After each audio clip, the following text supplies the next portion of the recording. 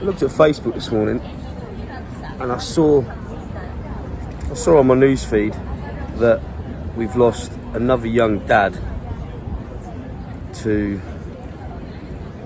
the corrupt fucking system that we call the family courts in the UK.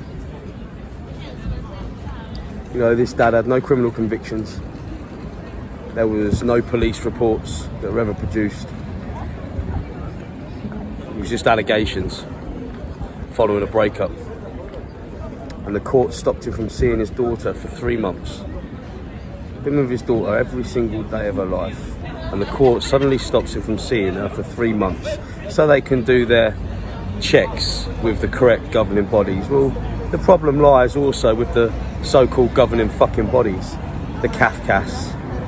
You know, this is a governing body that is operating on fake statistics. They're not using logic and they're not putting in the work and the effort to investigate. What they do is they go by people's statements. They go by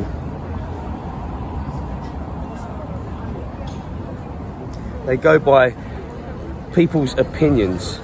The other side.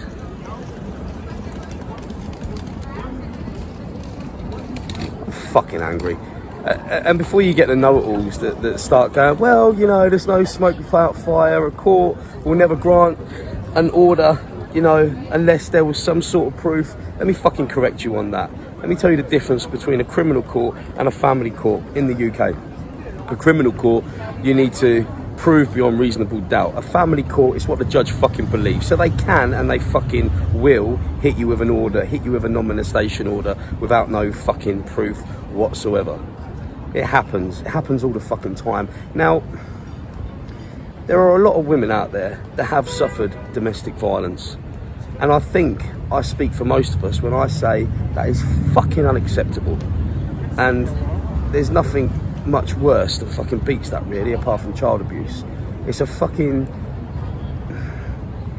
disgusting thing that happens in this fucking world. It happens.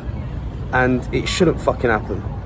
But I'm pretty fucking sure that there are more women out there that say they have suffered from domestic violence than what there are women that have actually suffered from domestic violence.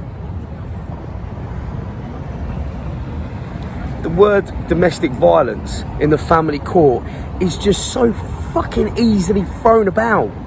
It's just an easy card to throw on the table that puts a fucking stop, you know, from a good parent seeing their children. It's fucking wrong. And when it gets proved that the father hasn't committed any sort of acts of domestic violence at all, the mother doesn't get in trouble. Oh, fuck no. No. The dad will just get to, you know, have contacted visits and then prove himself and then prove himself again and then jump through fucking hoops that are made by the system until he ends up with full contact with his child. God forbid he fucking puts a foot wrong, you know, in between that time. It's fucking wrong and it's fucking one-sided. Now just look at that situation. Apparently, from the story that I read, that little girl had an unbreakable bond with her dad. So she has no fucking idea why she's been stopped from seeing her dad. It's possible that she believes it is her fault. Children end up bottling things up, you know, they keep things to themselves. They start blaming themselves. They don't always open up. Now, if that is the case, that she thinks that it may be her fault why she can't see her dad. The moment she gets told that her dad has gone to heaven, she might start blaming herself for that too. And then what does that do? That just opens her up for a fucking, well, for a shitload of mental issues as she grows older. And then that horrible life circle just keeps happening, doesn't it? And this is what we're doing. This is what the family courts are doing. They're not... Look at these kids. They're not putting kids first. No. It's all about financials.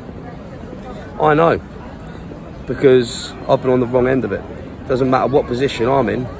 It doesn't matter what financial position I'm in, what lifestyle I have, maybe compared to yours. But I'll tell you what, I suffer just as much as you lot do. I have 2 beautiful children that I see 50-50 with my ex Kirsten. Me and her was together for 10 years. She's one of my best friends. She works for me. We share the kids, we get on. Everything is just fucking great. You know, I support her financially. She supports me mentally. It's great. And I have one other child that I don't see from another ex. And I was accused of everything too. And you know what?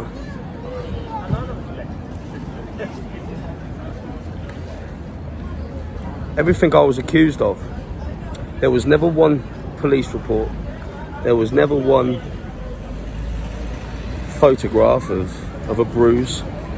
There was nothing.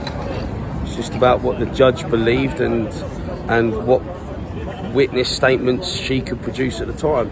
It gets that bad that not only are you not allowed to see your child, court orders prevent you from posting pictures of your child. They prevent you from mentioning your child's name. So they sort of force us now. Well, they want us to forget about our children, but we can't forget about our children. You know, if you do know somebody that's going through this shit with the family courts, and you know that person, you know that they are not what the courts or what their exes are portraying to be, then check on them. Even if they say they're okay, fucking check on them. Maybe they're self-employed, maybe they've got a look. You know, they can't look weak. They can't look like things are bothering them. Maybe they're just a proud person. Maybe they feel like they have to be strong. Maybe they don't like showing their feelings. But just fucking go and double check that they're okay. Because it's more likely than not they ain't okay. And be careful what you say, because even though you love them, even though you wish the best for them, even though you don't mean to make things worse, but sometimes what people say can make things work. One thing I fucking hate, it really gets to me, is when they go, Aaron, come on, look at the plus side, you know, you'll be able to see him when he's 18. You'll be able to explain it all to him when he's 18. I don't want to see him when he's fucking 18. I want to fucking see him now. I'm entitled to see him now. He's fucking dad. I'm an equal parent. I've got fucking equal rights that have been taken away from me. In 2020, where we're supposed to have human rights, we're supposed to have equal fucking rights, and we don't.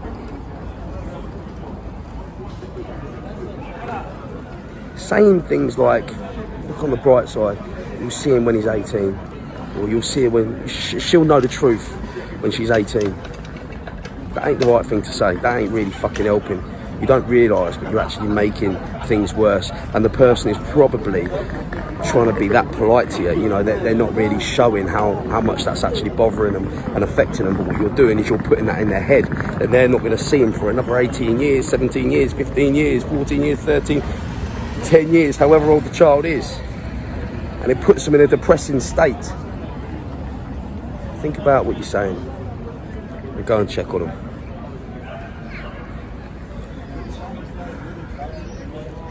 For those women out there that have suffered domestic violence, no, I can't begin to imagine what you've gone through. I wouldn't want to.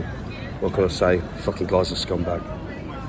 For those women out there that say they've suffered domestic violence and actually haven't, well, you should be fucking ashamed of yourself, because cunts like you, and I mean cunts like you, take the funding away from the women that actually have suffered domestic violence. So when somebody's suffering, when there's children being fucking abused, guess what? There's no funding left, because cunts like you have had it. You're also responsible for proud dads, you know, good dads, taking their own fucking lives.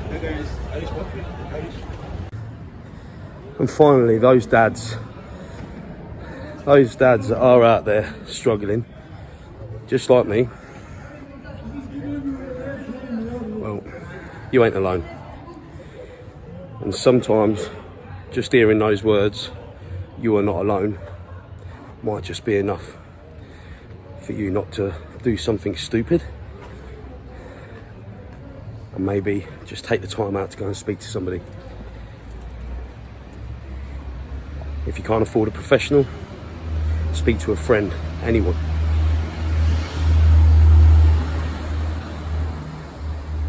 Because let me tell you something, it's not the children's choice.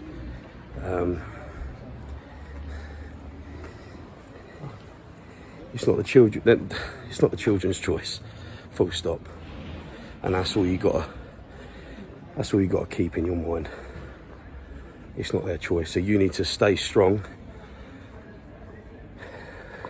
for if and when, you know, you get to see them again.